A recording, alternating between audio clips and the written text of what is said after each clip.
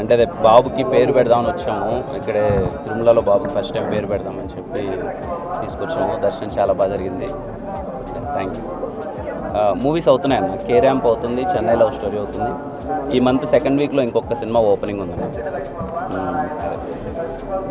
Thank you అన్న. And పేరు పెట్టడం చాలా హ్యాపీగా అనిపించింది. ఇక్కడి నుంచే అనౌన్స్ చేస్తున్నాం పేరు, తిరుమల నుంచే.